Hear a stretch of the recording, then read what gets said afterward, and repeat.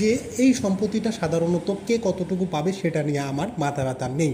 এটা সম্পর্কে আপনারা ভালো জানেন, সেটা আপনারা যেই প্রসেস আছে সেই প্রসেসে করবেন। কিন্তু আমার প্রশ্নটা হচ্ছে যে কখন পাবে সেই বিষয়টা নিয়ে।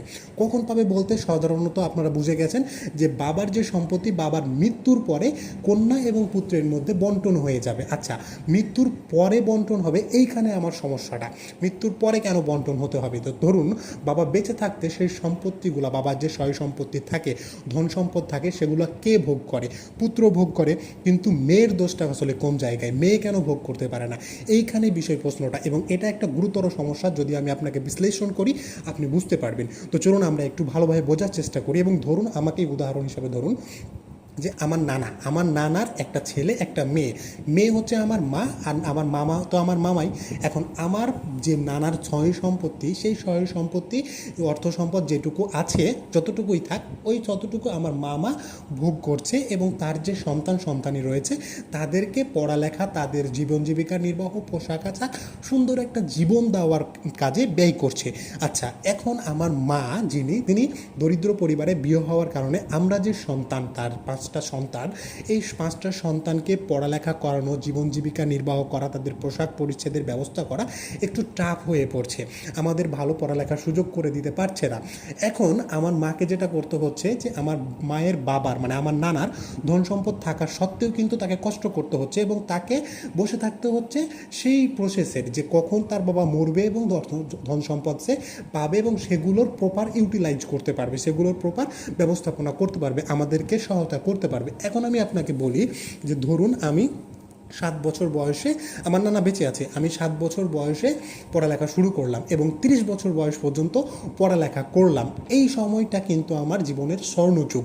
এই সময়টাই পড়ালেখা করার জন্য আমার উপযুক্ত সময় বা উপযুক্ত বয়স। এই সময়টার আমার সাহায্য সহযোগিতা প্রয়োজন। এখন এই সময়টায় যদি আমি ভালোভাবে পড়ালেখার সুযোগ সুবিধা না পাই, আমার নানার ধন সম্পদ আছে তবুও আমি পাচ্ছি না, কারণ তিনি মারা যাননি।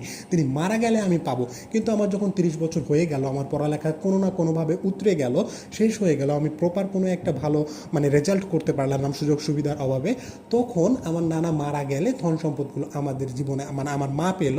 এখন এই ধন সম্পদ পাওয়ার মূল্যটা কোন জায়গায়? ধরুন এখন আমি চাইলেও কিন্তু সেই ধন সম্পদ আমার পড়ালেখার কাজে ব্যবহার করতে পারবো না, কারণ আমার পড়ালেখার বয়সটা শেষ হয়ে গেছে। তো এই যে একটা কথা সবাই বলে যে পুস্তকগত বিদ্যা পরে হস্তে ধন, নহে বিদ্যা নহে ধন হলে প্রয়োজন। তাহলে সম্পদ এবং জ্ঞান যদি বইয়ের মধ্যে আর সম্পদ যদি অন্যের হাতে থাকে, উপযুক্ত সময় যদি আমরা সেটা না পাই, পরবর্তী সময়ে পেয়ে সেটা লাভ কি হবে? আপনারা কি বিষয়টা বুঝতে পেরেছেন? যে যখন আমার প্রয়োজন ছিল আমি তখন পাচ্ছি না, যখন আমার প্রয়োজন শেষ হয়ে গেছে, আমার জীবনটা ধ্বংস হয়ে গেছে, তখন সেই সম্পদ নিয়ে আমি কি করব? তো এইখানে আমার একটু সমস্যা আছে যে বাবার যে ধন সম্পদ থাকে, সেই বাবা যদি, মেয়ে যদি কোনোভাবে দরিদ্র হয় বা ছেলে যদি কোনোভাবে দরিদ্র হয়, ছেলে তো ভোগ করেই, ছেলের বিষয়টা আলাদা। ছেলে ওয়াটো নিঃসন্দেহে ভোগ করে, তার সন্তান মানুষ করে, তার পরিবার পরিজনকে পরিচালনা করে, সেটা তো আলাদা কথা। মেয়ে যদি বাই চান্স কোনো সমস্যার ভিতরে পড়ে যায়, কোনো দরিদ্র পরিবারে চলে যায়, তাহলে তাকে যাতে সম্পূর্ণ সম্পদ না হলেও কিছু অংশ তাকে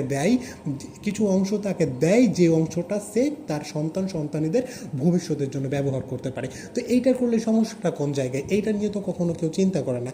যদি এই রকম একটা প্রসেসের ভিতরে আমরা আসতে পারতাম, তাহলে হয়তো আমাদের মতো অনেক মানুষের জীবন নষ্ট হয়ে যেত না, আমরাও একটা ভালো ভবিষ্যৎ পেতাম। তো ভালো থাকুন, সুস্থ থাকুন, আর একটু চিন্তা করে দেখুন বিষয়টা সত্য কি মিথ্যা।